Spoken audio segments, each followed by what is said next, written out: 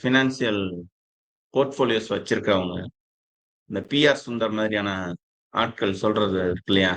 அது அப்படியே தானே பிளைண்டா நம்பி வாங்குறது அப்படின்னு சொல்லிட்டு நெறைய பேர் இருக்காங்க. சரி. அப்போ இந்த 99% பேர்ல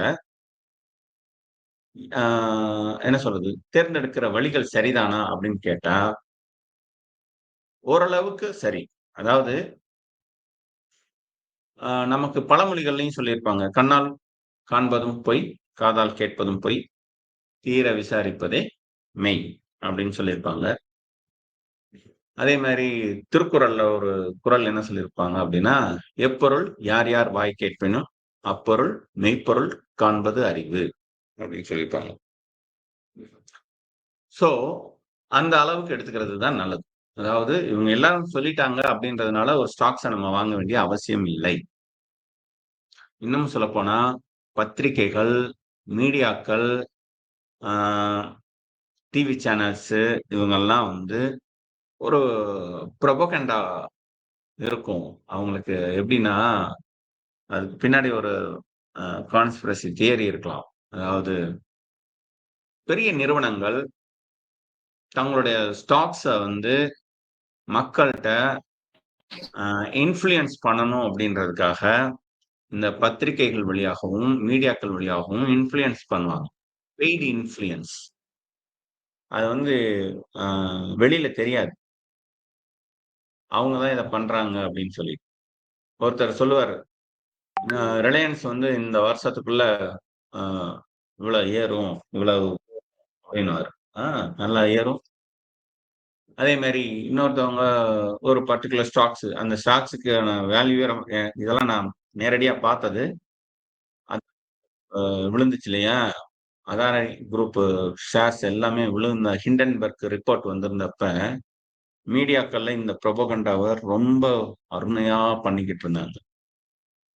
என்னன்னா, அதானி குரூப் விழுந்தா, இதெல்லாம் இல்ல மேல வந்துரும். அதெல்லாம் செமையா ஏறிடுவாங்க. ஏன்னா அவங்களுக்கு அது இருக்கு, இது இருக்கு, அப்படி இருக்கு, இப்படி இருக்கு அப்படின்னு சொல்லுவாங்க. ஸோ ஏகப்பட்ட அந்த என்ன சொல்றது? ஆ ஒரு பரப்புரை. ஆ ஒரு மிஸ்லீடிங் இன்ஃபர்மேஷன்ஸ் அது இருந்துகிட்டு இருக்கும். ஸோ இத நம்புறதா அப்படின்னு கேட்டா, இத ஓரளவுக்கு நம்புங்க. ஏன்னா பெரும்பாலும் இப்படியான பரப்புரைகள்ல மாட்டிட்டு தான் மிகப்பெரிய வீழ்ச்சியை சந்திக்கிறாங்க. ஸோ இன்னும் சொல்லப்போனா, நீங்க சில பேர் கேட்கலாம். அப்படியே பார்த்தா கூட அதானி குரூப் மேல தானே வந்துகிட்டு இருக்கு. அம்பானியோட ரிலையன்ஸ் எல்லாம் மேல தானே வந்துகிட்டு இருக்கு. ஏன் அப்ப அந்த டிவி சொன்னது சரியா தானே போச்சு அப்படின்னு சொல்லலாம். ஆப்வியஸ். நீங்க சொல்றது எல்லாமே ஒத்துக்கலாம். ஆனால் நீங்க அத விட ஒரு நல்ல ஷேர் உங்களுக்கு கண்ணுக்கு தெரியாம போகுது அப்படின்றத கவனத்துல வைங்க. ரிலையன்ஸ விட நல்ல ஷேர்ஸ் நெறைய இருக்கு. அதானி குரூப்ஸ விட நல்ல ஷேர்ஸ் இங்க நெறைய இருக்கு. நல்ல ஷேர்ஸ்னா நல்ல ரிட்டர்ன்ஸ் குடுத்த ஷேர்ஸ். பல வருஷமா ரிட்டர்ன்ஸ் குடுத்துக்கிட்டு இருக்க ஷேர்ஸ். அத விட ஷார்ட் பீரியட்ல ரிட்டர்ன்ஸ் குடுத்துக் கொண்டு இருக்கிற ஷேர்ஸ். இதெல்லாமே நெறைய இருக்கு. நான் ஒரு மியூச்சுவல் ஃபண்ட் டிஸ்ட்ரிபியூட்டர். என்கிட்ட வந்து நெறைய பேர் என்ன சொல்றது? மியூச்சுவல் ஃபண்ட் இருக்காங்க. இன்னும் நான் மியூச்சுவல் ஃபண்ட் கிளாஸ்க்கு எல்லாமே போயிருக்கோம். அங்க வந்து அ அப்பப்ப மார்க்கெட்ல என்ன நடக்குதுன்ற அந்த அப்டேட்ஸ் அவங்க குடுத்துக்கிட்டே இருப்பாங்க. இங்க 1 வருடத்துக்கு முன்னாடி PSU stocks, public sector undertaking stocks. அதுக்கு வந்து மேல ஏறும் அப்படின்னு சொல்லிட்டு மியூச்சுவல் ஃபண்ட்ஸ் கம்பெனிஸ் வந்து சொல்றாங்க. ஓகேங்களா? ஆனால் அதே பீரியட்ல அந்த போன பிப்ரவரி 2023 பிப்ரவரியில அதானி ஸ்டாக்ஸ் கீழ விழுந்தப்ப, பல பெரிய ஆட்கள், அதாவது மார்க்கெட்ட பத்தி இன்ஃப்ளூயன்ஸ் பண்ணி சொல்லக்கூடிய பல பெரிய ஆட்கள் வந்து என்ன சொல்றாங்க அப்படின்னா, அதானி ஸ்டாக்ஸ வந்து அ பிரைஸ் பண்ணி சொல்றாங்க. அது மேல வந்துரும். அது எப்படி மேல வந்துரும் அப்படி இப்படின்னு சொல்றாங்க. ஸோ அதே மாரி மேல வந்துச்சு இல்லன்னு நான் மறுக்கல. ஆனா இந்த அதானி ஸ்டாக்ஸ் மேல வந்ததுக்கும், இந்த பிஎஸ்யூ ஸ்டாக்ஸ் இந்த ஒரு வருஷத்துல வளர்ந்ததையும் கொஞ்சம் கம்பேர் பண்ணி பார்க்கணும். பிஎஸ்யூ ஸ்டாக்ஸுக்கு இருக்கிற பிரச்சனையே என்ன அப்படின்னா, அதுக்கு வந்து ஒரு புரோபகண்டா இருக்காது. ஏன்னா, அது கவர்மெண்ட்டோட ஸ்டாக்ஸ். எல்லாமே பப்ளிக் செக்டார் அண்டர்டேக்ஸ்னா என்ன? இந்தியன் கவர்மெண்ட் அல்லது ஸ்டேட் கவர்மெண்ட் அண்டர்டேக்கிங் ஸ்டாக்ஸ் அது. ஸோ, அந்த ஸ்டாக்ஸுக்கு வந்து அவங்க அட்வர்டைஸ்மென்ட்லாம் பண்ணவே மாட்டாங்க. ஆனா, அது தொடர்ச்சியா வளர்ந்துகிட்டே போகும். போன வருஷம் என்ன நடந்துச்சு அப்படின்னா, அந்த பீரியட்ல உள்ள வந்த இன்வெஸ்ட்மென்ட்ல முக்கியமான போர்ஷன்ஸ் வந்து இந்த பப்ளிக் செக்டார் அண்டர்டேக்கிங் ஸ்டாக்ஸ்ல போயிட்டு இன்வெஸ்ட் பண்ணாங்க. ஆனா பொதுமக்களுக்கு அது போய் சேரவே இல்ல. அதுக்கு பதிலா வேற எது போய் சேருச்சு அப்படின்னா, பெரிய பெரிய ஸ்டாக்ஸ் இங்க பெருசா பேசப்படக்கூடிய ஸ்டாக்ஸ் அத புரோபகண்டா பண்ணி நம்ம மண்டைக்குள்ள திணிக்கப்பட்ட ஸ்டாக்ஸ் தான் பொதுமக்களுக்கு, அதாவது உங்கள மாதிரி என்ன மாதிரியான காமன் பீப்புளுக்கு கொண்டு போய் சேர்த்தாங்க. இந்த மியூச்சுவல் ஃபண்ட்ஸ் ஃபினான்ஸ் கன்சல்டன்ட் இருக்காங்க இல்லையா? ஸோ அவங்க வந்து இதுல இருந்து கொஞ்சம் விலகி தான் இருப்பாங்க. ஏன்னா, அது அப்படிதான் இருக்கும். ஸோ, இதெல்லாம் நான் ஏன் சொல்ல வரேன் அப்படின்னா, இங்க வந்து உங்களுக்கு நீங்க கவனமா இல்லாட்டினா, இந்த பொது புத்தின்னு சொல்லுவாங்கல்ல, எல்லாரும் போற ட்ராக், அந்த ட்ராக்ல நம்ம போவோம். அது சில சமயம் நல்லதா இருக்கும். சில சமயம் நெகட்டிவா போறதா இருக்கும். ஸோ நமக்குன்ட்டு ஒரு சுய புத்தி வேணும். அப்படின்றது தான் இங்க நான் சொல்ல வர கருத்து. போன வருஷம் பிஎஸ்யூ ஸ்டாக்ஸ் குடுத்தது வந்து 90% எபோவ் மேல ரிட்டர்ன்ஸ் குடுத்திருக்கு. அதே சமயத்துல பெரிய ஸ்டாக்ஸ், அதாவது நிஃப்டி 50ல இருக்கிற ஸ்டாக்ஸ் குடுத்ததோட ரிட்டர்ன்ஸ் பார்த்தீங்கன்னா, ஒரு 20% ரிட்டர்ன்ஸ் குடுத்துருக்கு. அதுவுமே நல்லா வளர்ந்திருக்கு. உண்மைய சொல்லணும்னா, இதுவரைக்கும் அ கடந்த 15 வருடங்கள் இல்லாத அளவிற்கு ஒரே வருஷத்துல நல்ல வளர்ச்சிய இந்த நிஃப்டி 50 ஸ்டாக்ஸ் குடுத்திருக்கு. அப்போ எல்லாருக்கும் அந்த நிஃப்டி 50ன்றது பளிச்சுன்னு தெரியுது. ஆனா பிஎஸ்யூ ஸ்டாக்ஸ் வந்து பலருக்கு தெரியல. ஆனா அது கொண்டு வந்த ரிட்டர்ன்ஸ் பார்த்தீங்கன்னா 90%க்கும் மேல. ஸோ அப்ப நம்ம என்ன பண்ணணும் அப்டின்னா, மார்க்கெட்ட நம்ம வந்து யார் என்ன சொன்னாலும் நம்ம பங்குக்கு நாம அனலைஸ் பண்ணி அதுல இன்வெஸ்ட் பண்ணணும்.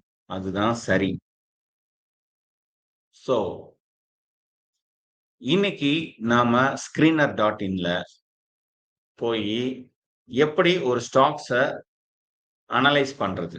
எப்படி எடுத்துக்கிறது? அப்படின்றத பத்தி பார்க்க போறோம். இருங்க, நான் என்னோட ஸ்க்ரீன ஷேர் பண்றேன்.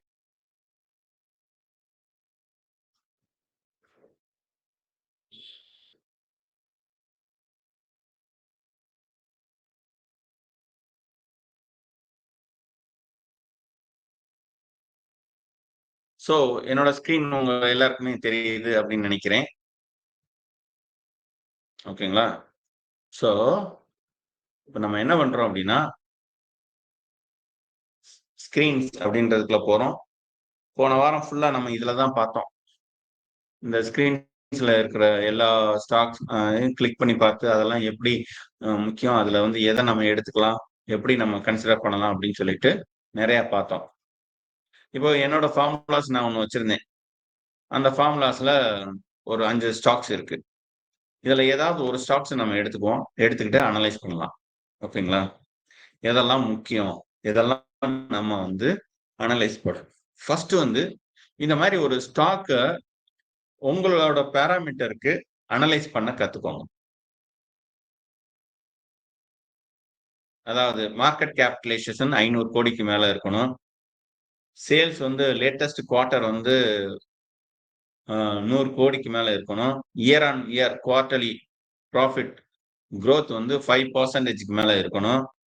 பிரைஸ் டூ ஏர்னிங் வந்து 20க்கு மேல இருக்கணும், 60க்கு கீழ இருக்கணும்.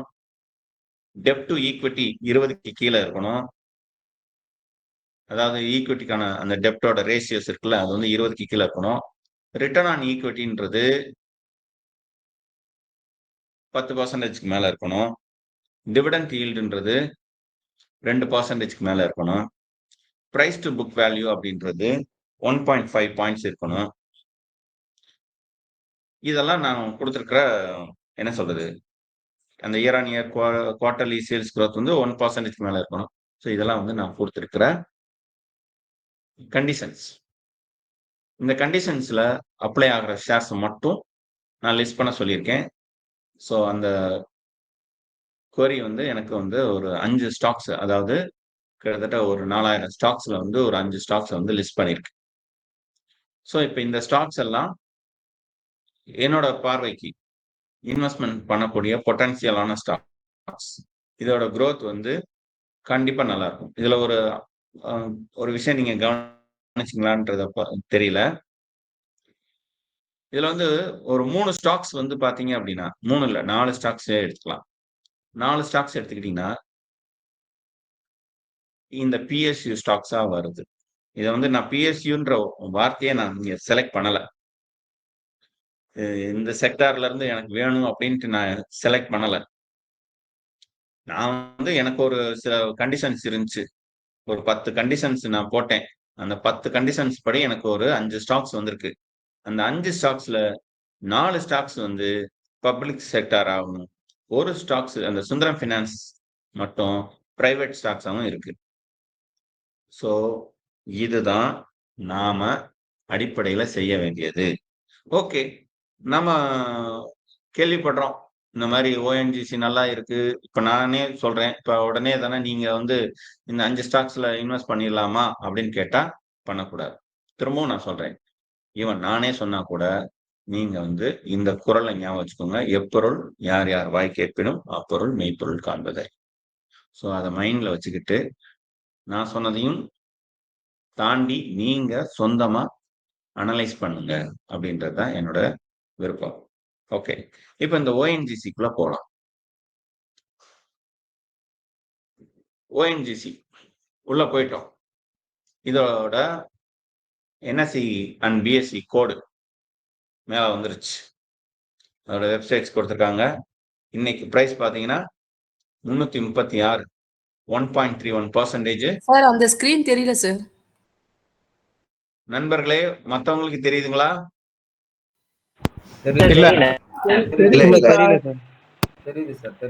தெரியுது சார். ஓஎன்ஜிசி கிளிக் பண்ண ஸ்கிரீன் வரல sir. Okay okay okay okay ONGC okay okay correct. இருங்க இருங்க, கரெக்ட் தான் நீங்க சொல்றது. ஏன்னா நான் அந்த ஒரு இதை மட்டும் நான் பண்ணி வச்சிருந்தேன். இருங்க, நான் ஒட்டுமொத்த விண்டோஸையும் ஓபன் பண்ணிக்கிறேன்.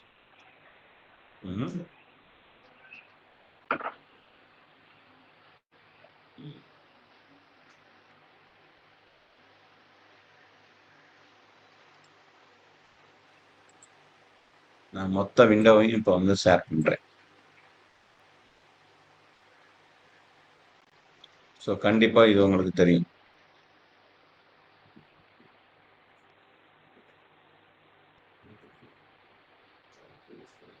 இது தெரியுதுங்களா?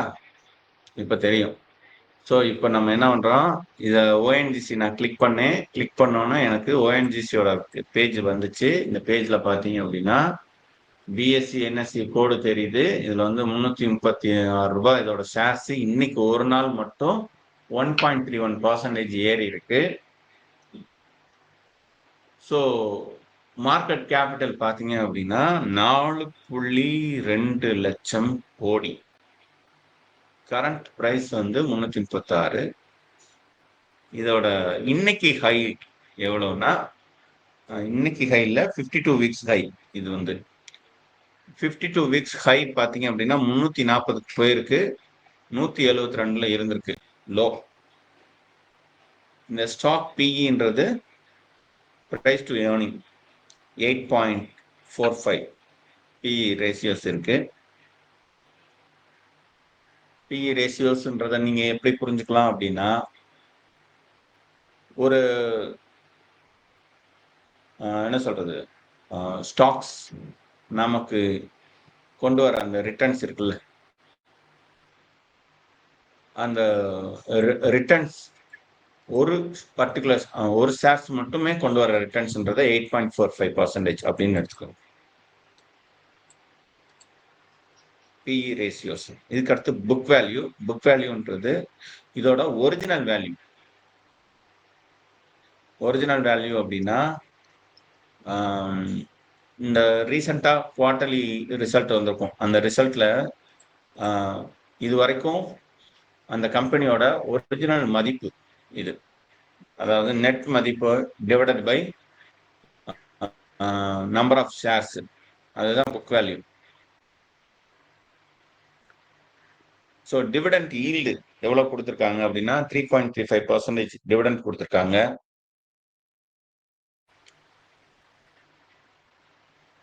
ROCE பாத்தீங்க அப்படின்னா 18.4% கொடுத்துருக்காங்க. ரிட்டர்ன் ஆஃப் ஈக்விட்டி அப்படின்னு சொல்லுவாங்க. இதுல ரெண்டுல ஏதாவது ஒண்ணு பார்த்தா போதும். ஸோ ரிட்டர்ன் ஆஃப் என்ன சொல்றது, காம்பவுண்ட் ஈக்விட்டின்னு, இது வந்து ரிட்டர்ன் ஆஃப் ஈக்விட்டி. நீங்க 1 இயர்க்கு மட்டும் பார்க்கறதா இருந்தா இதை பாருங்க. ஓவரால் ஒரு லாஸ்ட் ஒரு 5 இயர்ஸ்க்கு பார்க்கறதா இருந்தா இதை பாருங்க. ஓகேங்களா? இதுக்கு அடுத்து ஃபேஸ் வேல்யூ அப்படின்றது 5 rupeesல இருக்கு. பிரைஸ் டு புக் வேல்யூன்றது பிபி ரேஷியோ அப்படின்னு சொல்லுவோம். 1.25 அப்படின்னா என்ன அப்படின்னா, இப்போ இந்த கரண்ட் பிரைஸ் இருக்குல்ல 336, இந்த 336 268ஆல டிவைட் பண்ணா என்ன வேல்யூ வரும் அப்படின்னு பாத்தீங்கன்னா இந்த 1.25ன்றது வரும். அதாவது புக் வேல்யூன்றது மார்க்கெட் வேல்யூவோட ரொம்ப எல்லாம் ஜாஸ்தியா இல்லை. இது இது ஏன் முக்கியம் அப்படின்னு கேட்டா, நீங்க 100 ரூபாய்க்கு வாங்க வேண்டிய பொருள் 500 ரூபாய்க்கு வாங்குவீங்களா? வாங்க மாட்டீங்கல்ல. ஆனா சில பேர் இங்க வாங்குறாங்க. நான் இங்கேயே இதை நான் சர்ச் பண்ணி காட்டுறேன். அதானி என்டர்பிரைசஸ்ல இதுல ஏதாவது ஒரு ஸ்டாக்ஸ் எடுத்துக்கலாம். ஓகேங்களா? அதானி போர்ட்ஸ் எடுத்துப்போம், அதானி என்டர்பிரைசஸே எடுத்துப்போம். அதாவது இதுதான் பிரைஸ் டு புக் வேல்யூ. அதாவது புக் வேல்யூ பாத்தீங்கன்னா 343 ரூபாய். அதோட ஒரிஜினல் மதிப்பு, ஒரு ஷேரோட ஒரிஜினல் மதிப்பு அப்படின்னா என்ன, எனக்கு அந்த வருஷம் நெட் அசட் இருக்கும்ல, asset and divided by number of stocks போட்டோம்னா இதுதான் ஒரு ஸ்டாக்கோட ஒரிஜினல் மதிப்பு 343 ரூபாய். ஆனா கரண்ட்ல எவ்வளவு போகுது, 3180 ரூபாய் போகுது. 343 ரூபாய் பொருளை வந்து 3000 ரூபாய்க்கு விற்கிறான். இதை வாங்குறதுனாலதா இல்ல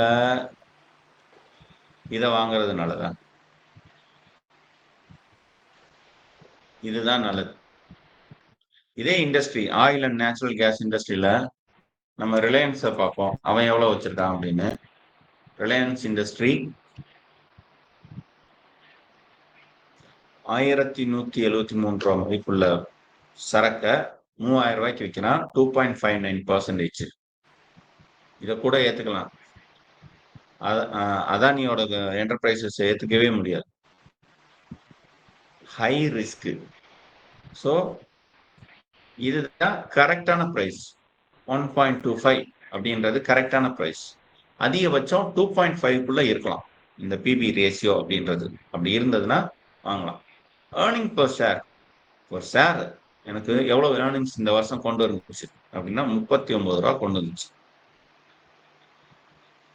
இதுதான் ரீசன்ட் வேல்யூ. ஸோ 39 ரூபா வருஷத்துக்கு கொண்டு வருதுன்னா நல்ல ஷேர்ஸ் தானே. ஸோ இப்படிதான் பார்க்கணும். இதுக்கு அடுத்து இன்னும் இருக்கு எடிட் ரேஷியோஸ்ல. இப்போ வந்து இந்த நம்ம என்ன சொல்றது, ஸ்கிரீனரோட அட்வான்டேஜஸ் இதுதான். சேல்ஸ் எவ்வளவு நடந்திருக்கு, ஓபிஎம் எவ்வளவு, ப்ராஃபிட் ஆஃப்டர் டாக்ஸ் எவ்வளவு, இப்படி எதை வேணாலும் நீங்க வந்து உள்ள இழுத்து போடலாம். இண்டஸ்ட்ரி பி எவ்வளவு,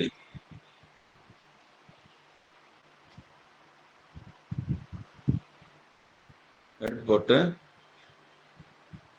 சேவ் குவிக் ரேஷியோஸ் அப்படின்னு கொடுத்தா அதுவும் வரும். இண்டஸ்ட்ரி பி ரேஷியோஸ் பார்த்தீங்க அப்படின்னா 21. இவங்களோட பி ரேஷியோ பார்த்தீங்கன்னா 8.46.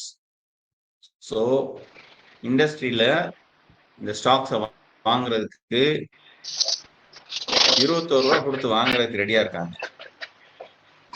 ஆனா இவங்க வந்து அதை 8 ரூபாய்க்கு கொடுத்து கொடுக்கறதுக்கு கொடுத்துக்கிட்டு இருக்காங்க.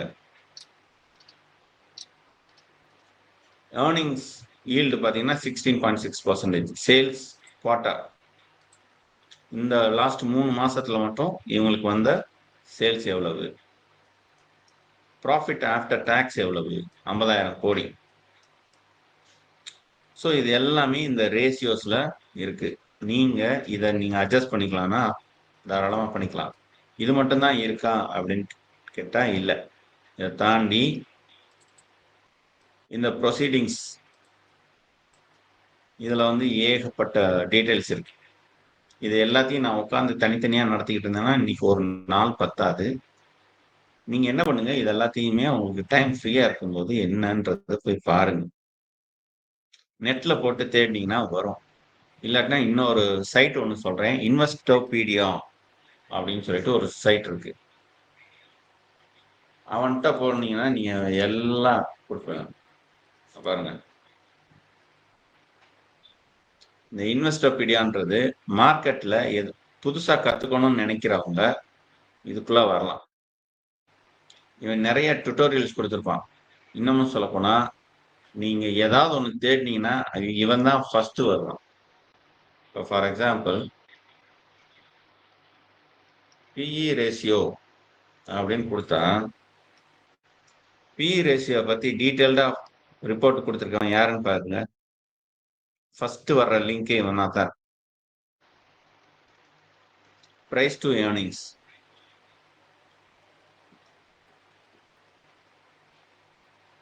So share price divided by earning per share, EPS. இதுதான் பிஇ ரேஷியோ. நீங்க கொடுக்குற காசு எந்த அளவுக்கு ஒர்த்தா இருக்கும் அப்படின்றது இந்த பிஇ ரேஷியோஸை வச்சு நீங்க சொல்லிடலாம். ஓகேங்களா?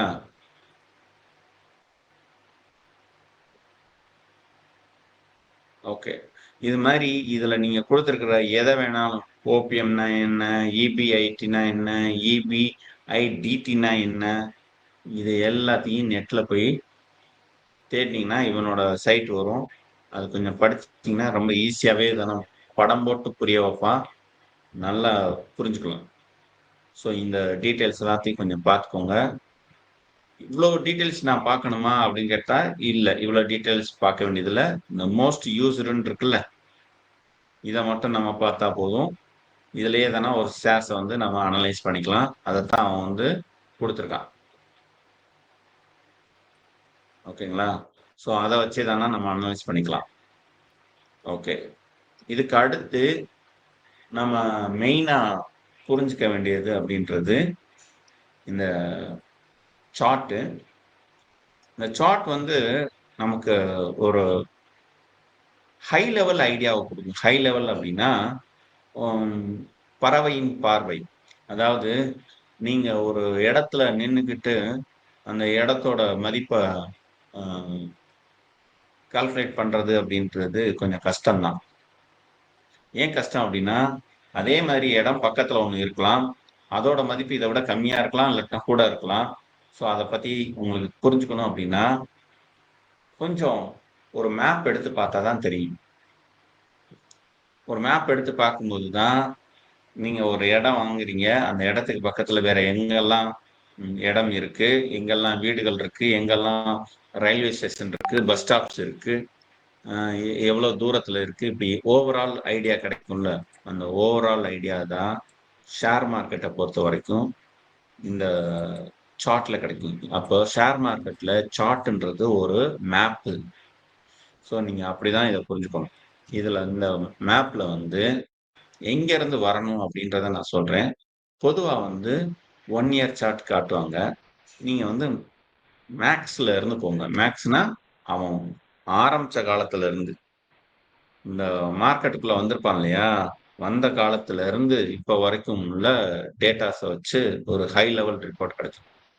இத ஏன் நம்ம பார்க்கணும் அப்படின்னா, இதுதான் அவனுடைய உண்மையான பொட்டன்ஷியல நமக்கு காமிக்குது.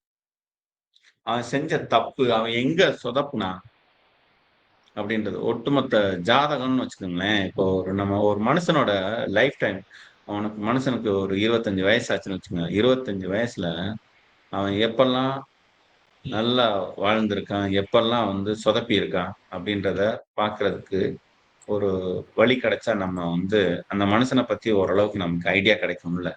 அது மாரி தான் இது ஒரு கிராஃப். இந்த கிராஃப்ல நமக்கு என்ன தெரியும் அப்படின்னா, இந்த ஓஎன்ஜிசி ஆரம்பத்துல எப்படி இருந்திருக்காங்க. ரூ. 97ல ஆரம்பிச்சாங்க. அதோட பிரைஸ் ஓகேங்களா? ரூ. 97ல ஏப்ரல் 1, 2005ல இந்த டேட்டாஸ். அதுக்கு முன்னாடியே இந்த கம்பெனி இருந்தாங்க. பட் என்ன சொல்றது? இவ்வளவுதான் டேட்டாஸ் கிடைக்குது அப்படின்றதுனால, ஸோ இந்த இதுல இருந்து எடுத்திருக்காங்க. ஸோ இந்த 97ல இருந்து அப்படியே மேல, கீழ, மேல, கீழன்ட்டு அப்படியே இறங்கி ஒரு பீக்குக்கு போயிருக்காங்க. எப்போ? 2015 வாக்குல. அப்புறம் பாத்தீங்கன்னா, வேர்ல்டு க்ரூட் ஆயில் ப்ராப்ளத்தினால பாட்டம் லெவலுக்கு வந்திருக்காங்க. ஒரு ரூ. 60 இந்த ரேஞ்சுக்கு வந்துட்டு, திரும்ப க்ரூட் ஆயில் எல்லாமே நல்லா ஏறவும், அப்படியே இல்லைன்னா பழைய பிரைஸை ஈஸியா சீக்கிரத்துல தொட்டுட்டாங்க. ஓ இதை நீங்க எப்படி புரிஞ்சுக்கலாம் அப்படின்னா, ஒருத்தன் இந்த அளவுக்கு ஏறி இருக்கான் அப்படின்னா, நீங்க இந்த பிரைஸை பார்க்கும்போது என்ன நினைக்கணும் அப்படின்னா, அவனோட மற்ற டேட்டாஸ் எல்லாத்தையும் செக் பண்ணி பார்க்கணும். எல்லா பொட்டன்சியலும் இருக்கும்.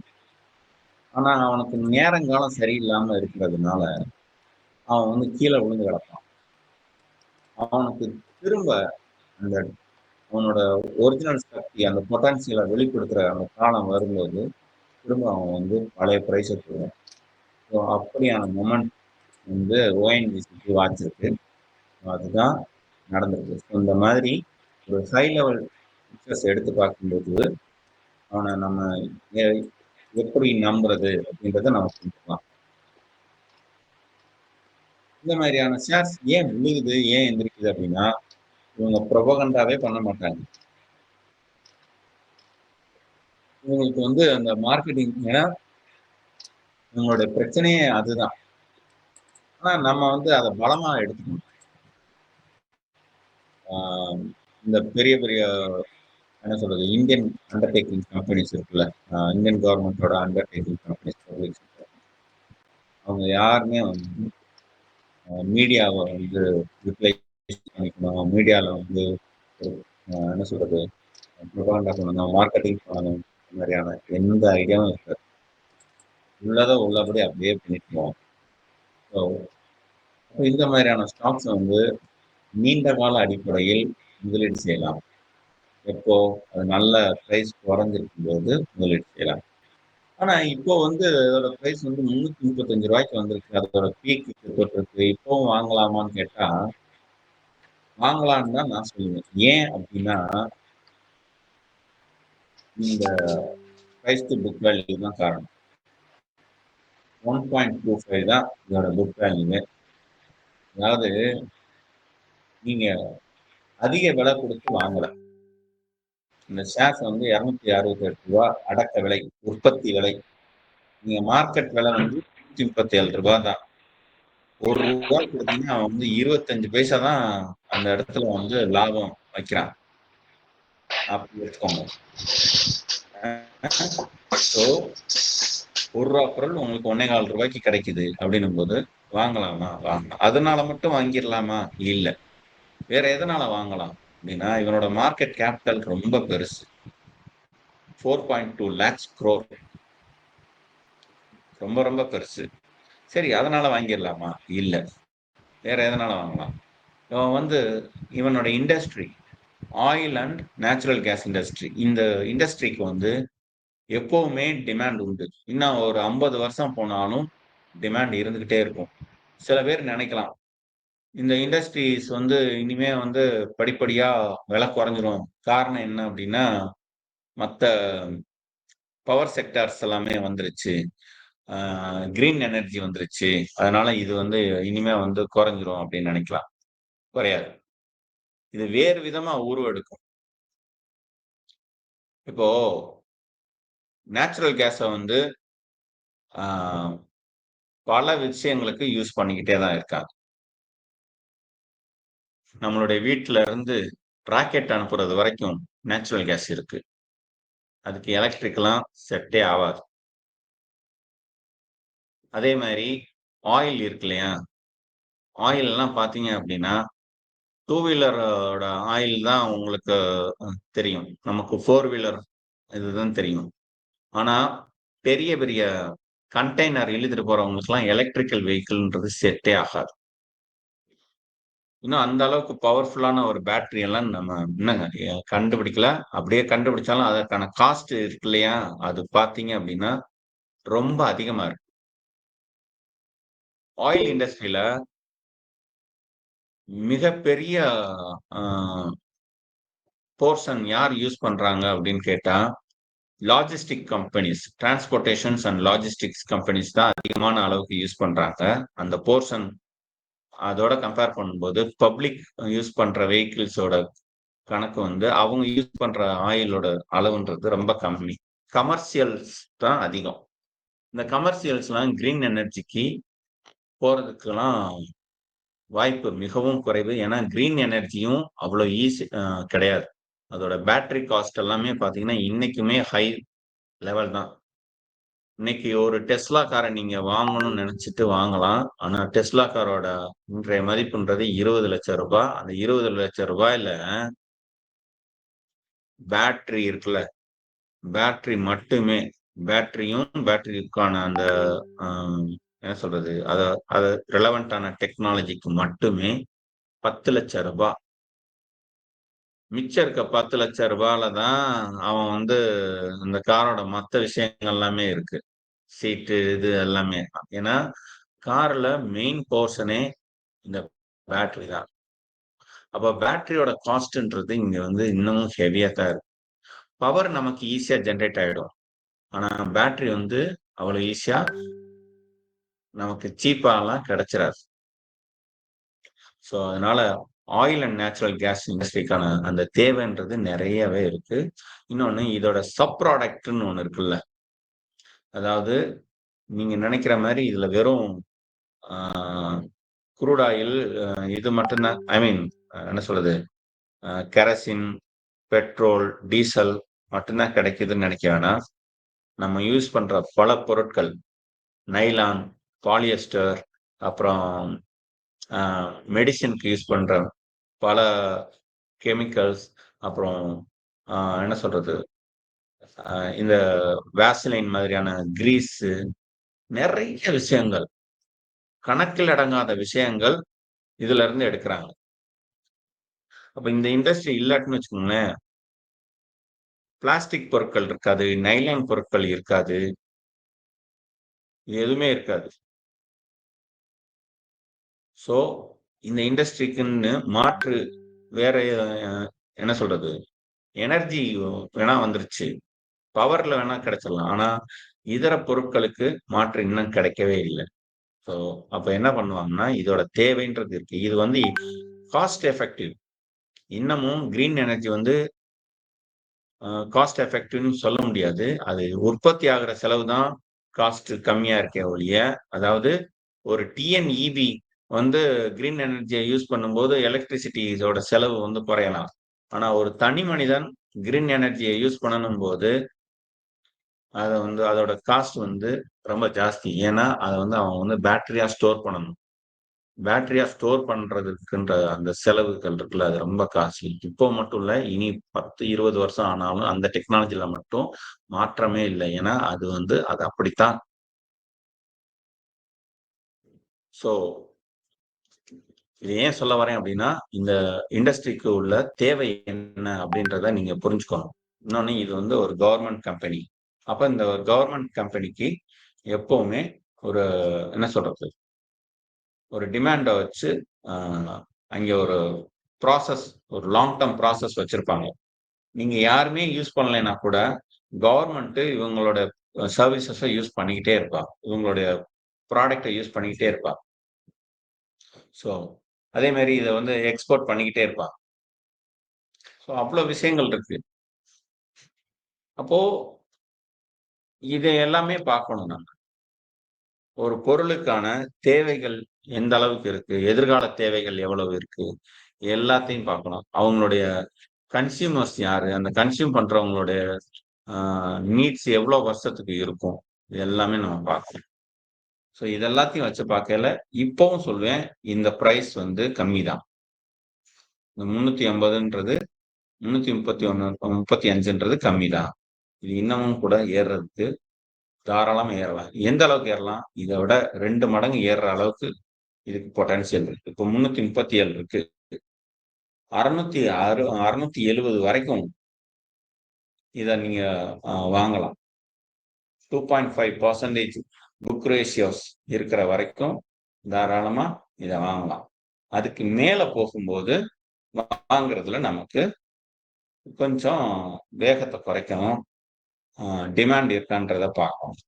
ஓகேங்களா? ஓகே, இது வந்து இந்த சார்ட்டுக்கான விஷயங்கள். இதுக்கு அடுத்து இவங்க என்ன சொல்றாங்க? Pros and cons. Pros, stock is providing a good dividend yield 3.36%. வருஷம் வருஷம் ஒரு போனஸ் கொடுத்துக்கிட்டே இருக்கான். அது வந்து 3.36% கொடுத்துக்கிட்டு இருக்கான். ஸோ இந்த மாதிரி போனஸ் கொடுக்கறது ஒரு சில கம்பெனிகள் தான். அதுல வந்து இவன் கொடுத்துக்கிட்டு இருக்கான். ஸோ அடுத்து company has maintaining a healthy dividend payout 33.4%.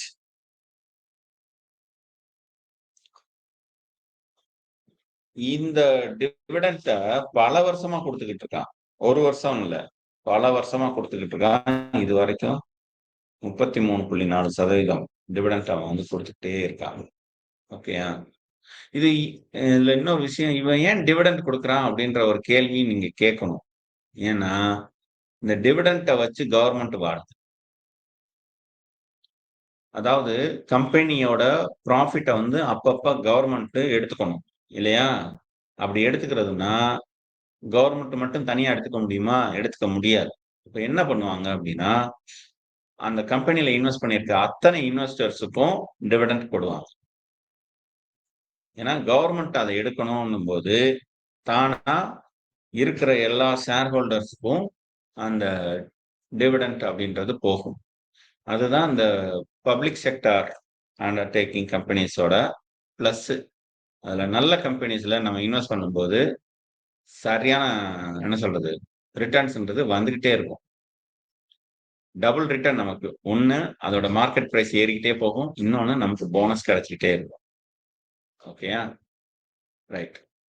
So இதோட பியர் கம்பேரிசன்ஸ் மற்ற கம்பெனிஸ்லாம் யார் யார் இருக்கா ஓஎன்ஜிசிக்கு அப்படின்னு பார்த்தீங்கன்னா, ஆயில் இந்தியா இருக்காங்க, ஹிந்துஸ்தான் ஆயில் எக்ஸ்ப்ளோர் கம்பெனிஸ் இருக்காங்க, தீப் இண்டஸ்ட்ரீஸ்.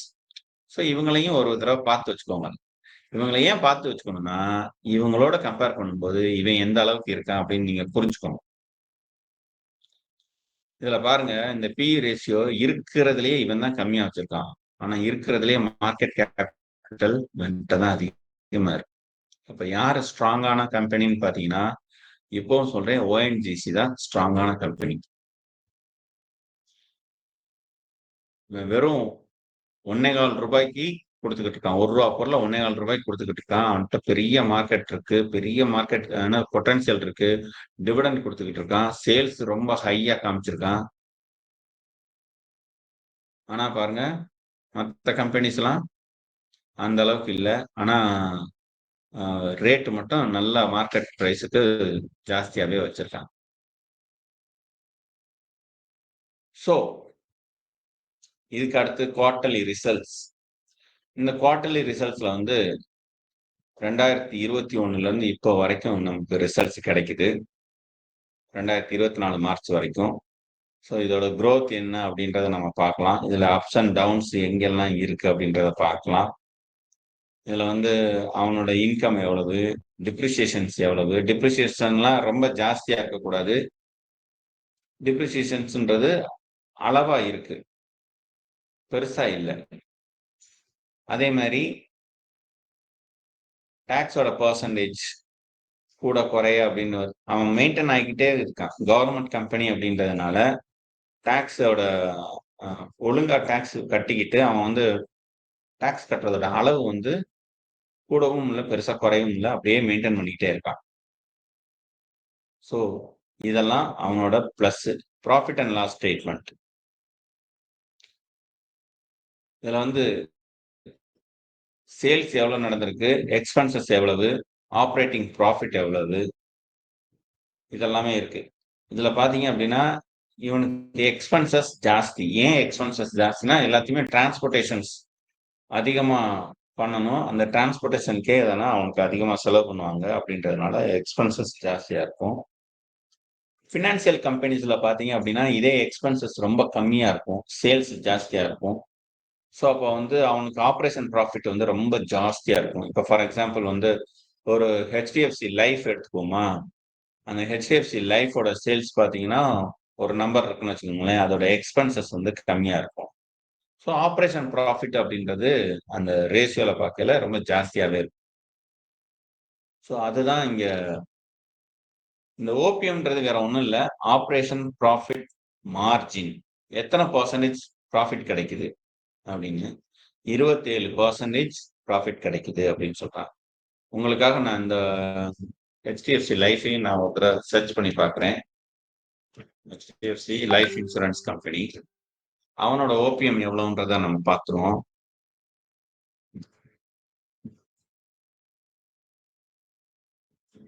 நான் எதிர்பார்த்ததற்கும் மாறாக இருக்கிறது.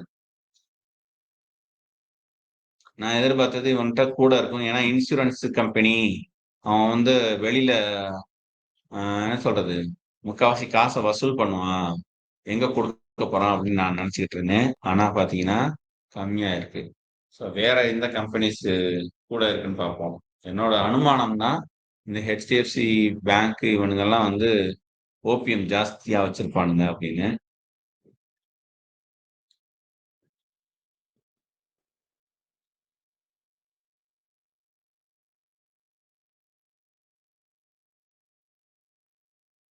Balance sheet, cash flows, OPM.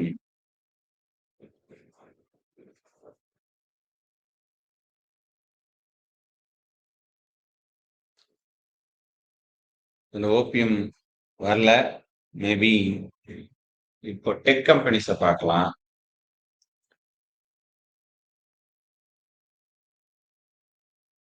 Tata consultancy services limited, டிசிஎஸோட ஓபிஎம் ஜாஸ்தியா இருக்கும்ன்றது என்னோட எதிர்பார்ப்பு. அவனோட ஓபிஎம் ஜாஸ்தியா தான் இருக்கு.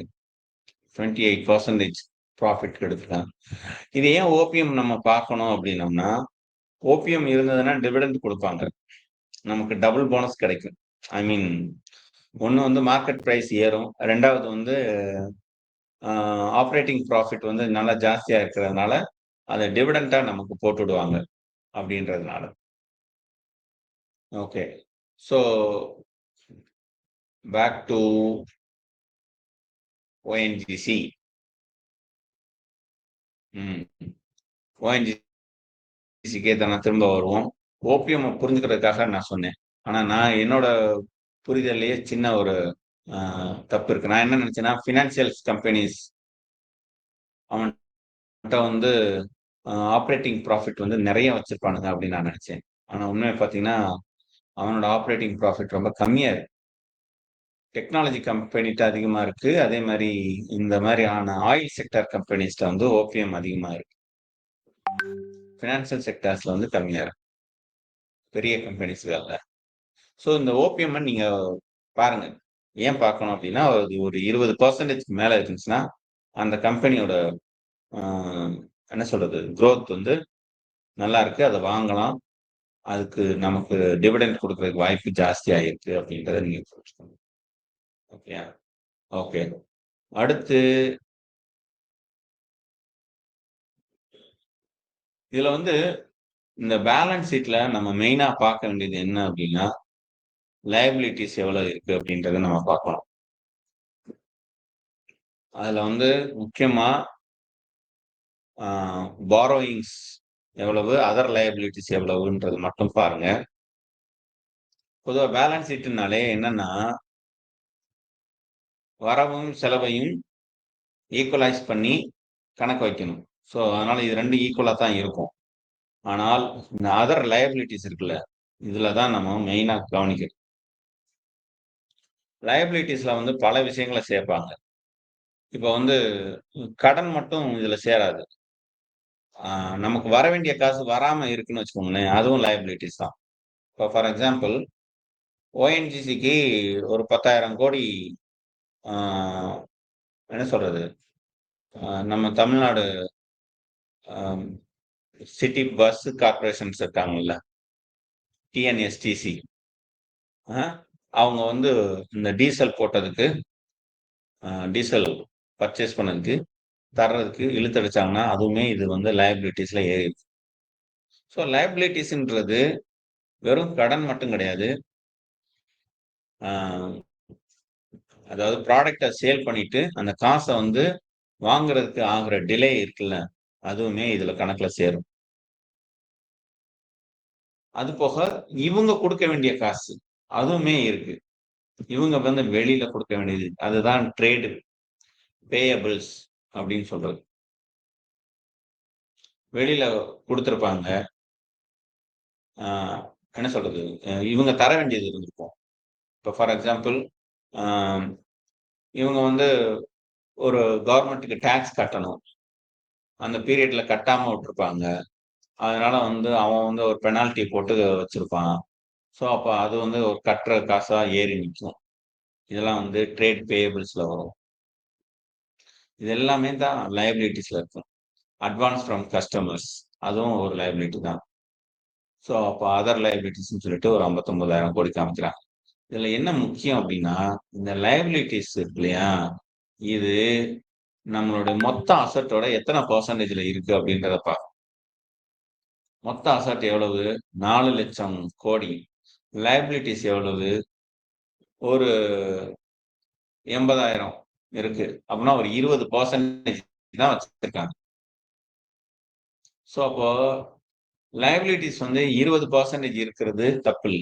லயபிலிட்டீஸ் வந்து 50% தாண்டக்கூடாது. ஸோ அந்த மாதிரியான கம்பெனிஸா நம்ம ரொம்ப கடன்ல இருக்கிற கம்பெனிஸ் வந்து ரொம்ப ரிஸ்க். ரிலையன்ஸ் எல்லாம் ஒரு காலத்துல லயபிலிட்டீஸ்ல ரொம்ப பீக்ல இருந்தாங்க. ஜியோ மார்க்கெட்டுக்கு கொண்டு வந்தாங்க இல்லையா? ஸோ அந்த சமயத்துல பார்த்தீங்கன்னா, அவங்களோட லயபிலிட்டீஸ் வந்து பீக்ல இருந்தது. ஆனா, ஜியோ ஒரு ஸ்டார்ட் அப்பா கன்சிடர் பண்ணி இன்வெஸ்ட்மென்ட் வாங்குனாங்க. யாரெல்லாம் இன்வெஸ்ட் பண்ணாங்கன்னா, Facebook, Google, இன்னும் பெரிய பெரிய வென்ச்சர் கேபிட்டல் கம்பெனிஸ்ன்னு சொல்லிட்டு உலகம் முழுக்க ₹1,50,000 கோடி கலெக்ட் பண்ணாங்க. 1,50,000 கோடி சேர்ந்தோனே, அவங்களுடைய கடன்கள் எல்லாத்தையுமே அடைச்சாங்க. ஃபர்ஸ்ட் பண்ணது அதுதான். ஸோ கடன எல்லாத்தையுமே அடைச்சு விட்டோனே, லயபிலிட்டீஸ்ன்றது குறைஞ்சு கம்பெனி வந்து ஸ்ட்ராங் ஆயிடுச்சு. ஸோ அதுக்கப்புறமா அவங்களுடைய புக் வேல்யூ அப்படின்றது அப்படியே தானே மேல ஏறிடுச்சு. ஏன்னா லயபிலிட்டிஸ் குறைஞ்சிருச்சுனாலே நெகட்டிவ் குறைஞ்சிருதுல்ல. இப்ப நெட் அசெட் ஒண்ணு இருக்கும். அதுல இருந்து நீங்க தர வேண்டிய கடனுக்கான வட்டிய ஒண்ணு இருக்கும்ல. அத நம்ம பார்த்தோம்னு வச்சுக்கோங்களேன். அது ஒரு பெரிய தொகையா இருந்துச்சுன்னு வச்சுக்கோங்க. நெட் அசெட் வந்து காலியாகும். அப்போ ஷேரோட புக் வேல்யூவும் குறையும். ஸோ இப்ப ஜியோல இருந்து வந்த காச இவங்க மொத்தத்துக்கும் கடன் எல்லாத்தையுமே செட்டில் பண்ணதுனால என்னாச்சு அப்படின்னா, ஷேரோட மதிப்பு அப்படின்றது மேல ஏற ஆரம்பிச்சுருச்சு. எனக்கு தெரிஞ்சு ஒரு 4, 5 வருஷத்துக்கு முன்னாடி இவங்களுடைய புக் வேல்யூ பார்த்தீங்கன்னா, ரூ. 400ல இருந்தது. ரூ. 400 ரூ. 300ல இருந்தது புக் வேல்யூ. ஆனா, இப்போ அதானி இருக்கான் இல்லையா? அவன் மாதிரி இவங்களும் மார்க்கெட் வேல்யூ வந்து பயங்கரமா கன்னா பின்னான்னு ஏத்தி வச்சிருந்தான். மார்க்கெட் வேல்யூ பார்த்தீங்க அப்படின்னா 2,000 கோடி ஐ மீன் ரூ. 2,000 இருந்தது. புக் வேல்யூ பார்த்தீங்க அப்படின்னா வெறும் 300 அந்த ரேஞ்சில் இருந்தது. இன்னைக்கு பாத்தீங்களா 1700 புக் வேல்யூ. மார்க்கெட் வேல்யூ 4000 கோடிக்கு மேல போயிருக்கு. ஐ மீன் 4000 ரூபாய்க்கு மேல போயிருக்கு. ஸோ இப்போ புக் வேல்யூவை ரைஸ் பண்றதுக்கு லயபிலிட்டி குறையணும். ஸோ அது ரொம்ப முக்கியம். ஸோ அப்போ அது நடந்திருக்கான்னு பார்க்கணும். Okay okay. இதுக்கு அடுத்து பார்த்தீங்க அப்படின்னா, இந்த ரேஷியோஸ் இருக்கு இல்லையா? இந்த ரேஷியோஸ்ல வந்து நம்ம எல்லாத்தையுமே பெருசுபடுத்திக்க வேண்டாம். ஒரு சில விஷயங்கள் மட்டுமே கணக்குல எடுத்துக்கோங்க. ஒர்க்கிங் கேபிட்டல் டேஸ்ன்னு ஒண்ணு இருக்குல்ல. அது எத்தனை நாளைக்கு இவங்க தாக்கு பிடிக்கிற அளவுக்கு இருக்கு அப்படின்றது தான். நம்ம இந்திய ராணுவத்தை பொதுவா இந்திய ராணுவம் இல்ல, உலக ராணுவத்தை எல்லாத்தையுமே ஒரு கால்குலேஷன் ஒண்ணு போடுவாங்க. அது என்ன கால்குலேஷன்னா, ஆ நம்மனால எத்தனை மணி நேரம் இருக்கிற எல்லா ஆயுதங்களையும், சோல்ஜர்ஸையும் வச்சு சண்டை போட்டு நம்ம நாட்ட ஃபுல்லா புரொடெக்ட் பண்ண முடியும் அப்படின்னு பார்ப்பாங்க. ஸோ அதுக்கு அவங்கள்ட்ட இருக்கிற ஆர்ட்டிலரி எல்லாத்தையும் கணக்குல எடுத்துக்கிட்டு, அண்ட் சோல்ஜர்ஸோட கவுண்ட் அண்ட் வெப்பன்ஸோட கவுண்ட் எல்லாத்தையும் கணக்குல எடுத்துக்கிட்டு பார்ப்பாங்க. இந்தியாவோட பவர் என்ன அப்படின்னா, இந்தியா வந்து 6 மணி நேரம் தாக்கு பிடிக்கும். ரஷ்யா வந்து ஒரு 8 மணி நேரம் தாக்கு பிடிக்கும். அமெரிக்கா வந்து ஒரு 24 மணி நேரம் தாக்கு பிடிக்கும். ஸோ இப்படி ஒரு கணக்கு இருக்கு. அது மாதிரிதான் இங்க வந்து ஒர்க்கிங் கேபிட்டல் டேஸ். நம்ம இவங்க எத்தனை நாளைக்கு தாக்கு பிடிப்பாங்க அப்படின்னு. ஓகேங்களா? ஸோ இந்த ஒர்க்கிங் கேபிட்டல் டேஸ்ல வந்து ஆரம்பத்துல ஒரு நாள் இருந்தது. இன்னைக்கு வந்து 3 நாள் அந்த ரேஞ்சில இருக்காங்க. அவ்வளவுதான். ரொம்பலாம் மோசம் இல்ல.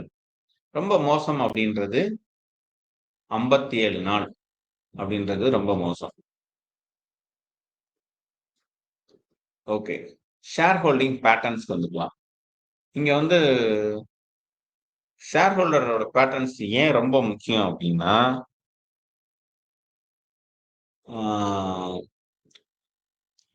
அதுக்கு ஒரு கதை ஒண்ணு சொல்றேன். மார்ஜின் கால் அப்படின்னு சொல்லிட்டு ஒரு படம் ஒண்ணு இருக்கு. ஹாலிவுட் படம் இருக்கு. டைம் இருந்தா போய் பாருங்க. ஓகேங்களா? ஆ அது டைம் இல்லாதவங்களுக்கு நான் இப்போ இந்த கதை உங்களுக்கு புரியிற மாதிரி சொல்றேன். எஸ் பேங்க் அப்படின்னு சொல்லிட்டு ஒண்ணு இருந்துச்சு. அந்த எஸ் பேங்க்ல அதோட ஓனர் அவர்ட்ட ஆரம்பத்துல பாத்தீங்கன்னா ஒரு 65 டு 70% ஷேர் ஹோல்டர் பேட்டர்ன்ஸ் இருந்தது. ஸோ அந்த ப்ரொமோட்டர்ஸோட ஹோல்டிங் வந்து 60 டு 70% வச்சிருந்தாங்க. அவங்க ஃபேமிலி ஃபுல்லாவுமே. அது பேங்க் நல்லா ரன் ஆகிக்கிட்டே இருந்தது. பேங்க்ல ஒரு ஸ்கேம் ஒண்ணு இவங்க பண்ண ஆரம்பிச்சாங்க. இவங்க பண்ண ஸ்கேம் என்ன அப்படின்னா, இவங்களுக்குள்ளேயே தானா என்ன சொல்றது? ஃபண்ட டிரான்ஸ்ஃபர் பண்ணிக்கிட்டு, நான் பெர்ஃபார்மிங் அசெட் அப்படின்னு சொல்லிட்டு காமிச்சாங்க. அதாவது வாராக்கடன் அப்படின்னு சொல்லிட்டு காமிச்சு, அ அந்த கடன வந்து தள்ளுபடி பண்ணாங்க. ஸோ தள்ளுபடி பண்ணி, ஆ வோடாஃபோன் அப்படின்னு சொல்லிட்டு வோடாஃபோன் இல்ல. வீடியோகான் கேள்விப்பட்டிருப்பீங்க. அந்த வீடியோகான் விஷயத்துல வந்து இதுதான் நடந்தது. அதே மாரி உங்க நிப்பான் இப்பதான் நிப்பான் மியூச்சுவல் ஃபண்ட்ஸு. இதுக்கு முன்னாடி அ ரிலையன்ஸோட மியூச்சுவல் ஃபண்ட்ஸா இருந்தது. அப்படி ரிலையன்ஸோட மியூச்சுவல் ஃபண்ட்ஸா இருக்கும்போது, இந்த ஃபண்ட வந்து அவங்க மிஸ்யூஸ் பண்ணாங்க. ஸோ இந்த விளையாட்டு கொஞ்சம் வெளியில தெரிய ஆரம்பிக்கவும், இந்த புரமோட்டர்ஸ் என்ன பண்ணாங்கன்னா, கொஞ்சம் கொஞ்சமா வெளியில வந்தாங்க. அது யாருக்கும் தெரியல. புரமோட்டர்ஸ் சரி அவங்க ப்ராஃபிட் புக் பண்ணிட்டு வெளியில போறாங்க போல இருக்கு. இல்லாட்டினா வேற யாராவது இன்வெஸ்ட்மென்ட் பண்றாங்க போல இருக்கு அப்படின்னே நினைச்சுக்கிட்டே இருந்தாங்க ரொம்ப நாள். உள்ள நடந்த ஸ்கேம் என்னன்றது வெளியில தெரியாமலே இருந்தது. அதுக்குள்ள இவங்க என்ன பண்ணாங்க அப்படின்னா, நான் பெர்ஃபார்மிங் அசெட்ஸ் நெறைய கெயின் ஆக ஆரம்பிச்சு. நான் பெர்ஃபார்மிங் அசெட்ஸ்னா என்னங்க? வாராக்கடன். ஏன் வாராக்கடன் ஆகுது? இவனுங்களுக்கு தெரிஞ்ச ஆட்களுக்கே இவனுங்க கடன் கொடுக்கறது. தெரிஞ்சே தானா வாரா கடன் ஆக்குறது. அதாவது இவங்களுக்கு உள்ளடி வேலை பார்த்துக்கிறது. நான் கடன் கொடுக்குற மாதிரி கொடுக்குறேன், நீ வாங்கிக்க, நீ திருப்பி கட்ட வேண்டிய அவசியம் இல்லை, நான் உன்னை வந்து நான் பெர்ஃபார்மிங் அசட்ஸா வந்து டிக்ளேர் பண்ணிடுறேன். அதுக்கடுத்து நீ என்ன பண்ற, எனக்கு வந்து நோட்டீஸ் விட்டுரு, நான் வந்து அதை ஏத்துக்கிறேன், நீ எனக்கு இத்தனை கோடியை கொடுத்துரு, புரியுதா, உனக்கு வர்ற காசுல 50% எனக்கு அப்படின்னு பேசி வச்சுக்கிறது. இதனால யாருக்கு நஷ்டம் அப்படின்னா இந்தியன் கவர்மெண்ட்டுக்கு நஷ்டம். இந்தியன் கவர்மெண்ட்டுக்கு என்னப்பா நஷ்டம், அவங்க பேங்க்ல போட்டிருந்த இன்வெஸ்டர்ஸ்க்கு தானே அடியா இருக்கும் அப்படின்னு நினைக்கலாம். பொதுவா ஒரு பேங்க் அப்படின்னா அதோட அத்தாரிட்டி யாருன்னு பாத்தீங்கன்னா ரிசர்வ் பேங்க். ரிசர்வ் பேங்க்ல இருந்து இவங்க பலாயிரம் கோடி கடன் வாங்கி அந்த கடனைத்தான் இங்க இருக்கவங்களுக்கு கொடுக்குறாங்க. அவங்களுக்கு இருக்கிற அந்த டெபாசிட் அமௌண்ட்ல வர்ற காசை வச்சு மட்டுமே கடன் கொடுக்கறது இல்லை. அப்படி கொடுத்தா அந்த கடன், அந்த கம்பெனி, ஐ மீன் அந்த பேங்க் வளர முடியாது. இப்ப நம்ம என்ன நினைக்கிறோம் அப்படின்னா, நம்ம கிட்ட வாங்குற டெபாசிட்டை வச்சுதான் பேங்கே நடக்குது அப்படின்னு நாம நினைச்சுக்கிட்டு இருக்கோம். ஆனா உண்மை அது இல்லை. அது வந்து ஒரு போர்ஷன் தான். ஒரு பெரிய போர்ஷன் வந்து இந்தியன் கவர்மெண்ட், அதாவது ஆர்பிஐ பேங்க்குக்கு கடன் கொடுக்கும். அந்த கடனை என்ன சொல்றது, அதுக்கு பேர் வந்து ரிவர்ஸ் ரிப்போ ரேட்ல கொடுப்பாங்க. நமக்கு கொடுக்கறது வந்து ரிப்போ ரேட். ஓகேங்களா? சோ நம்மகிட்ட அதாவது ஆர்பிஐ பேங்க் வந்து இவங்களுக்கு வந்து ஒரு 6% கடன் கொடுப்பாங்க. இவங்க நம்ம கிட்ட வந்து ஒரு 12%க்கு வந்து கடன் கொடுப்பாங்க. ஓகேயா? சோ இந்த கடன் கொடுத்து ஆர்பிஐக்கு 6% மட்டும் கட்டினா போதும். இது வந்து வெறும் இவங்க மட்டும் பண்றது இல்ல, யாரு பேங்க் மட்டும் பண்றது இல்ல, பெரிய பெரிய பினான்சியல் கம்பெனிஸும் அப்படிதான் பண்றாங்க. இந்த Muthoot financial companies, gold loan companies எல்லாருமே இதைத்தான் பண்றாங்க.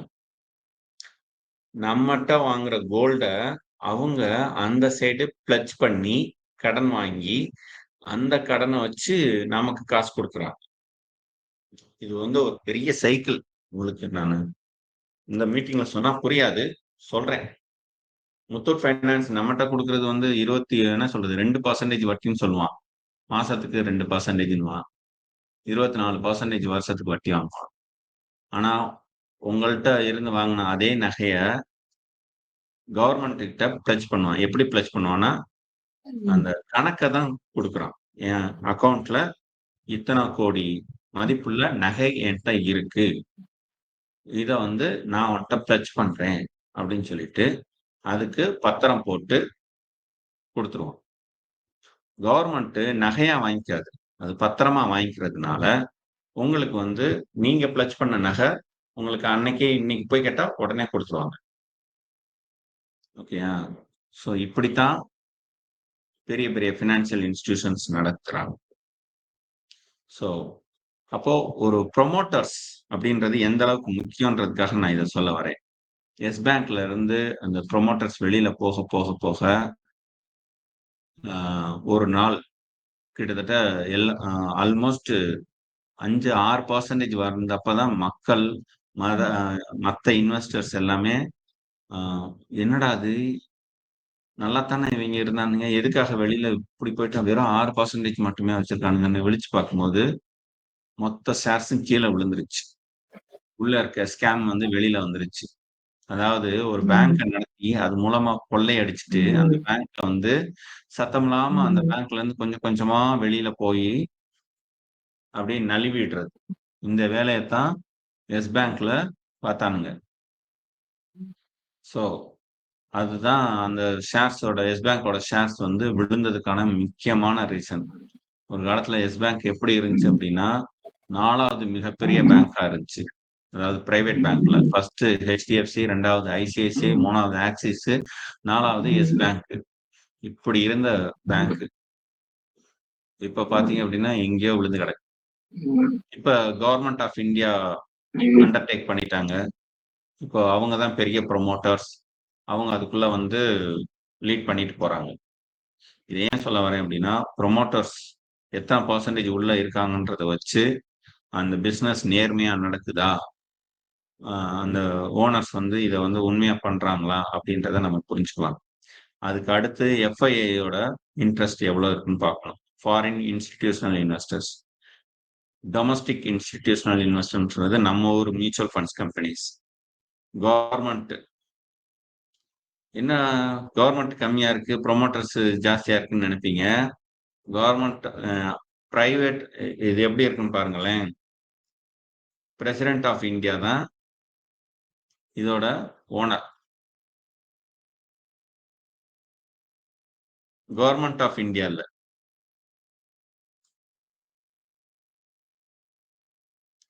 தெரியுதுங்களா? சோ கவர்ன்மெண்ட் ஆஃப் இந்தியாவுக்கும் பிரசிடென்ட் ஆஃப் இந்தியாவுக்கும் என்னையா வித்தியாசம் அப்படின்னு கேட்டீங்கன்னா, வித்தியாசம் இருக்கு. கவர்ன்மெண்ட் ஆஃப் இந்தியான்றது ஃபினான்சியல் என்ன சொல்றது டிபார்ட்மெண்ட் டிபார்ட்மெண்ட் ஆஃப் ஃபினான்ஸ் இருக்கு இல்லையா, அவங்களுக்கு கீழே இருக்கும் கவர்மெண்ட் ஆஃப் இந்தியாவோட இது. பிரசிடென்ட் ஆஃப் இந்தியாஸ்ன்றது பிரசிடென்ட்டோட கையில தான் இருக்கும். அவங்க தான் ஓனர். அவங்க பார்த்து என்ன சொல்றது கொடுக்கறது தான். ஸோ பிரசிடென்ட் வந்து ஆஹ் என்ன சொல்றது இந்த விஷயத்துல அவருக்கு மிகப்பெரிய பவர் இருக்கு. இதோட லிக்விடிட்டி வந்து அவ்வளவு ஈஸியா விட்டு கொடுக்கவே மாட்டாங்க. அதாவது சாரி, இத வந்து லிக்விடேட் பண்ண மாட்டாங்கன்னு சொல்ல வரேன். லிக்விடேட்ன்றது இதோட ஷேர்ஸ வந்து விக்கிறது. பிரசிடென்ட் ஆஃப் இந்தியாவுக்கு எவ்வளவு கம்பெனிஸ்ல எவ்வளவு ஷேர்ஸ் இருக்கு அப்படின்றதுக்காக நான் இன்னும் ஒரு இது பார்க்கிறேன். அவங்களுக்கு இத்தனை கம்பெனிஸ்ல ஷேர்ஸ் இருக்கு. தெரிஞ்சுக்கோங்க. நம்ம சும்மா என்ன சொல்றது பல விஷயங்கள் இருக்கு இதுக்குள்ள. கவர்மெண்ட்டுக்கு கீழே ஷேர் மார்க்கெட் விழுந்துரும் விழுந்துரும்னு சொல்றாங்க. ஷேர் மார்க்கெட் பத்தி பயந்துருவாங்க இல்லையா, பயப்படுறாங்கல்ல, அவங்களுக்காக நான் சொல்றேன். இந்த அரசாங்கமே ஷேர் மார்க்கெட்ல எந்த அளவுக்கு மிகப்பெரிய அளவுல இன்வெஸ்ட் பண்ணியிருக்காங்க அப்படின்றத நீங்க புரிஞ்சுக்கோங்க. பிரசிடென்ட் ஆஃப் இந்தியாவை கிளிக் பண்ணி பாத்தீங்கன்னா, அதுல நீங்க நினைக்கிற மாதிரி வெறும் கவர்மெண்ட் கம்பெனிஸ்ல மட்டும்தான் இன்வெஸ்ட் பண்ணியிருக்காங்கன்னு இல்ல, பிரைவேட் கம்பெனிஸ்லயுமே இன்வெஸ்ட் பண்ணியிருப்பாங்க. ஸோ இது ஒரு பெரிய நெட்வொர்க். ஸோ இதை நம்பலாம், தைரியமா நம்பலாம் அப்படின்றதுக்காக நான் சொல்ல வரேன். அது போக ஃபினான்சியல் ரிப்போர்ட்ஸ் இருக்கு. இது எல்லாத்தையுமே நமக்கு கிடைக்கும் போதெல்லாம் உட்காந்து பாருங்க. படிச்சு பார்த்தீங்கன்னா, உங்களுக்கு ஆரம்பத்துல எதுவும் புரியாது. அப்புறம் போக, போக, போக கொஞ்சம் கொஞ்சமா புரிய ஆரம்பிக்கும். ஓகே. இதெல்லாம் செய்றதுனால எனக்கு என்னையா கிடைக்கும் அப்டின்னா, நெறைய தகவல்கள் நம்ம மைண்டுக்குள்ள போகும்போது தான், நம்மளுடைய அனலைசிஸ் ரொம்ப கூர்மையா இருக்கும். ஏனும் புத்தி வந்து சட்டுன்னு ஏத்துக்காது. அத வந்து அனலைஸ் பண்ணி பார்க்கும். இவ்வளோ விஷயங்கள் இருக்குல்ல. ஸோ இது எல்லாத்தையுமே தேடி பார்க்க, பார்க்க, பார்க்க நீங்க வந்து உங்களுடைய ஷேரோட செலக்ஷன்ஸ் வந்து ஒரு ஃபண்ட் மேனேஜர், அதாவது மியூச்சுவல் ஃபண்ட்ஸோட ஃபண்ட் மேனேஜர் எப்படி இருப்பானோ, அவன மாதிரி யோசிக்க ஆரம்பிச்சுருவீங்க. அவன மாதிரி யோசிக்க ஆரம்பிச்சிட்டீங்கன்னா, உங்களுக்கு லாஸ் அப்படிங்கிறதே கிடையவே கிடையாது. ஓகேங்களா? ஸோ இந்த வகையில இந்த மீட்டிங் இதோட நிறைவு பெறுகிறது. நம்ம என்ன பண்றோம்னா, அடுத்து மீட்டிங்ஸ்ல வந்து லைவ் கிளாஸ் நம்ம எடுப்போம். லைவ் கிளாஸ் அப்படின்றது என்னோட அக்கவுண்ட்ல மைத்ரா அக்கவுண்ட் ஒண்ணு இருக்கு. அந்த அக்கவுண்ட்ல போயிட்டு ஒரு ஷேர்ஸ வாங்குறது எப்படி?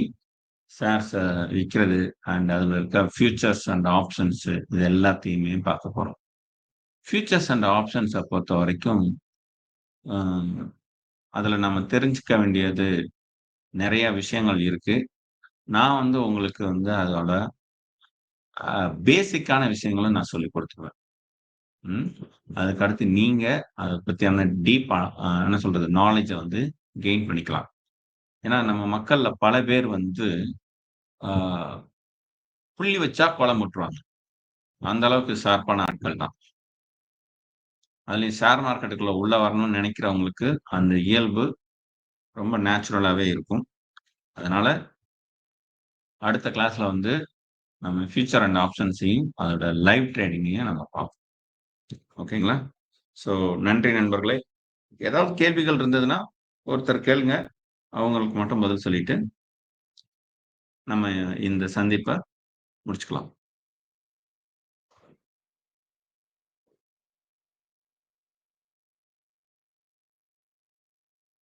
கிளாஸ் புரிஞ்சதுங்களா? ஈஸியா இருந்ததா? புரிஞ்சது சார். ஈஸியா தான் இருந்தது. எல்லாம் கிளியரா இருந்தது சார். எனக்கு ஒரே ஒரு கொஸ்டின். இப்போ எஸ் பேங்க்ல வந்து ஏதாவது டிரான்சாக்ஷன் மெயின்டைன் பண்ணலாங்களா? இப்போ ஏன்னா கவர்மெண்ட் டேக் ஓவர் ஆனதால அது கொஞ்சம் நம்பி ஏதாவது பண்ணனாங்களா? ஏன்னா எனக்கு இப்போ ஒரு பண்ணலாம். ஆஃபர் இப்ப பண்ணலாம். இப்ப நீங்க பண்றது அதுதான் மக்களுக்கு என்னைக்குமே என்னன்னா, இந்த பூனை பாலை பார்த்து சூடு பட்டுக்கிட்ட கதை ஒண்ணு இருக்கும். அதாவது ஒரு சுட சுட பாலை கொண்டு வந்து பூனைக்கிட்ட நிப்பாட்டினாங்களாம். பூனையும் ஆவலா போய் குடிச்சிச்சான். அதுக்கு அடுத்து ஆனா நாக்கு சுற்றுச்சு. அதுல இருந்து சாதாரணமா பாலை வச்சாலும் பூனை வந்து பாலை கண்டு குடிக்காம அப்படியே தெரிச்சு ஓடிச்சான். அது மாதிரிதான் நம்ம மக்கள் சூடுபட்டுட்டாங்க. அதனால வந்து அந்த நம்பிக்கை வரமாட்டேங்குது. அதனாலதான் அதோட ஷேர்ஸ் வந்து பெருசா பழையபடி க்ரோ ஆகல. ஆனா கண்டிப்பா அதுக்கு அந்த பொட்டன்ஷியல் இருக்கு. மேல வர்றதுக்கான பொட்டன்ஷியல் இருக்கு. அதனால இன்வெஸ்ட் பண்ணலாம். அது கொஞ்சம் கொஞ்சமா மேல வந்துகிட்டு தான் இருக்கு. இல்ல சார். கரண்ட் அக்கவுண்ட் ஸ்டார்ட் பண்ணணும். அது பண்ணலாங்களான்னு ஒரு உங்ககிட்ட அட்வைஸ். கரண்ட் அக்கவுண்டா? அது பண்ணுங்க. அதனால ஒண்ணும் பிரச்சனை இல்லை. Okay sir. Thank you. தாராளமா பண்ணலாம். So no issues. பண்ணுங்க. ஏன்னா இப்ப வந்து கவர்மெண்டோட போர்டு மெம்பர்ஸ் வந்து உள்ள இருக்காங்க. ஸோ இங்க யாரும் இனிமே வந்து அந்த பேங்க்ல எந்த ஸ்கேமும் பண்ணிட முடியாது. ஸோ தெளிவா தான் இருக்காங்க. நீங்க வந்து அதுக்கு அக்கௌண்ட் ஓபன் பண்றதுக்கெல்லாம் பயப்பட வேண்டாம். Okay sir. Thank you sir. Okay, தேங்க்யூங்க. நண்பர்களே, வேற ஏதும் கேள்விகள் இருக்குங்களா? ஆமாங்க சார். சார் இப்போ டிவிடெண்ட் தர ஷேர்ஸ்ன்னு எப்படி சார் கண்டுபிடிக்கிறது? எப்படிங்க? சர்ச் பண்ணி டிவிடெண்ட் கொடுக்குற ஷேர்ஸ் வந்து எதுன்னு சொல்லிட்டு எப்படிங்க சார் ஐடென்டிஃபை பண்றது? டிவிடெண்ட் கொடுக்குற ஷேர்ஸ் நிறைய இருக்காங்க. பிரைவேட் செக்டார்லயும் இருக்காங்க, பப்ளிக் செக்டார்லயுமே இருக்காங்க. உங்களுக்கு டிவிடெண்ட் கொடுக்கறதுனாலயே அது நல்ல கம்பெனி இல்லாட்டினா நல்லா க்ரோ ஆயிரும்ன்ற அளவுக்கு முடிவு பண்ணிட வேண்டாம். பட் பொதுவா நல்ல கம்பெனியா இருந்தா தான் டிவிடெண்ட் கொடுக்க முடியும் என்பதும் உண்மை. அதனால நான் என்ன சொல்லுவேன்னா, ஸ்கிரீனர்ல வந்து டிவிடெண்ட் ஈல்டு கிரேட்டர் than 1 அப்படின்னு கொடுத்தீங்கனாலே தானே லிஸ்ட் ஆஃப் கம்பெனிஸ் வரும். என்ன அது போக உங்களுடைய கண்டிஷன்ஸ் கொஞ்சம் சேர்த்து அப்ளை பண்ணுங்க. அப்ளை பண்ணீங்கன்னா நிறைய லிஸ்ட் வரும். ஸோ அதுல எது நல்ல கம்பெனின்னு சர்ச் பண்ணுங்க. உங்களுக்கு இதெல்லாம் தெரியும்.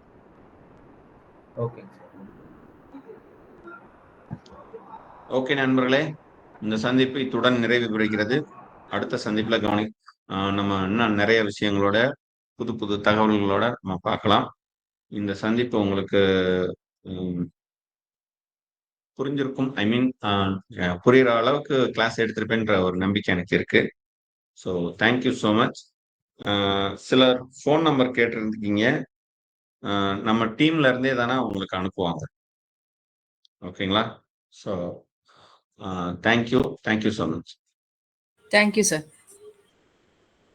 Thank you sir. Thank you sir. Thank you so much sir. Thank you.